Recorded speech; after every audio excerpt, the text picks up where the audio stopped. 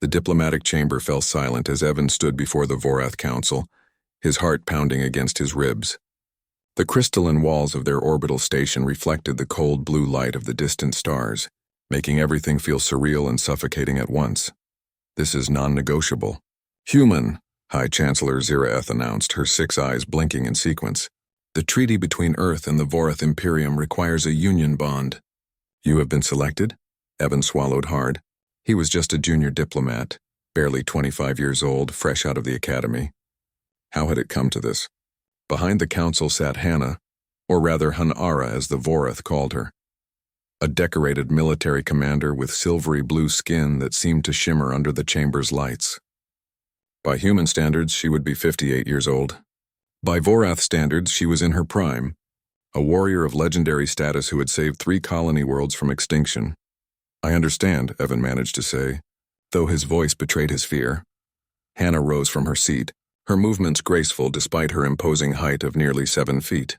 Her forearms moved in a gesture that Evan's translator chip interpreted as respectful greeting. When she spoke, her voice was surprisingly gentle.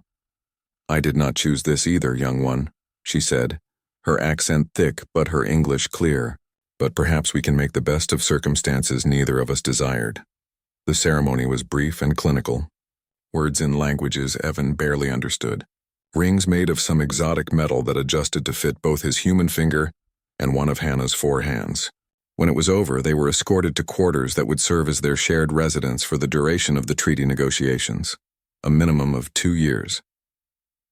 The first night was awkward. Hannah stood by the viewing port, gazing at Earth's blue marble suspended in the void. Evan sat on the edge of what the Vorath considered a bed, wondering how he'd explain this to his family.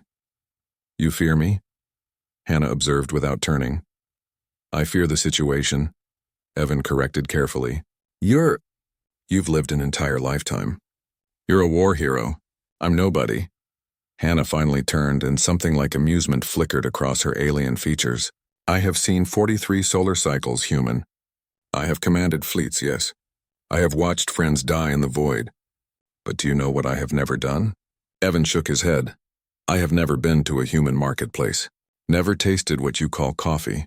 Never understood why your species weeps at fictional stories. She moved closer, her movements careful, non-threatening. You are young, Evan of Earth, but you are not nobody. You were chosen because your psychological profile suggested adaptability and compassion, traits my people value highly, even if we struggle to express them. Over the following weeks, something unexpected began to happen. Hannah would wake before the artificial dawn to prepare what Evan taught her to call breakfast. Though her Vorath attempts at human cuisine often resulted in disasters that left them both laughing. Evan, in turn, learned the intricate Vorath meditation techniques that Hannah practiced. Movements that required coordination he didn't possess but tried nonetheless. She told him stories of distant worlds, of nebulae that sang in frequencies only the Vorath could hear, of civilizations that had risen and fallen before humanity had discovered fire. He shared Earth's music with her, watching in wonder as tears, yes, the Vorath could cry, streamed down her face when she first heard Mozart. The council watched their union with clinical interest, expecting a formal arrangement, nothing more. But during a crucial trade negotiation in the 3rd month, everything changed.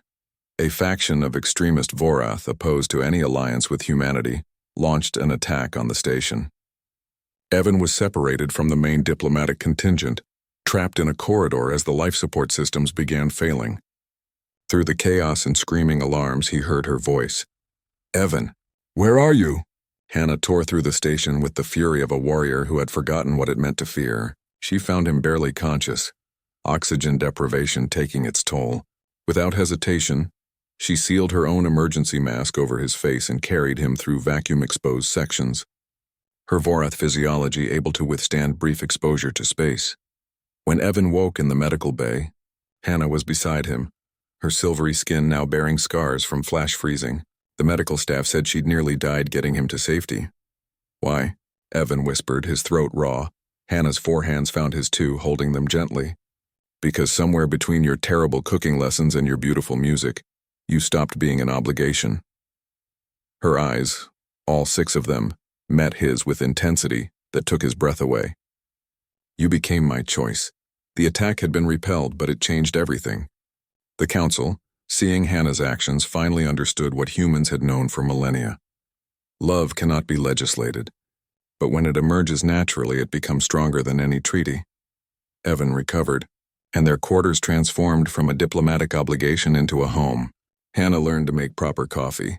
Evan mastered the Vorath meditation forms. They would sit together by the viewing port, her large frame and his smaller one, hands intertwined, watching Earth and the Vorath homeworld in their respective corners of space. At the one-year ceremony, where their union was to be reviewed, High Chancellor Ziraeth addressed them before the assembled council and diplomatic corps. "We forced this bond believing it would create alliance through obligation," she admitted. "We were fools. What you have built is far more powerful. A bridge between species built on genuine care, respect, and what humans call love.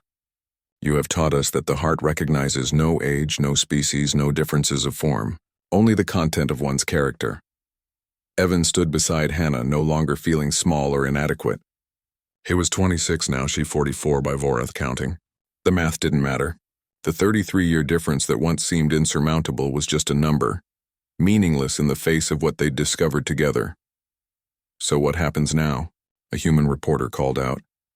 Hannah and Evan exchanged glances, and they spoke in unison, having planned this moment. "We stay.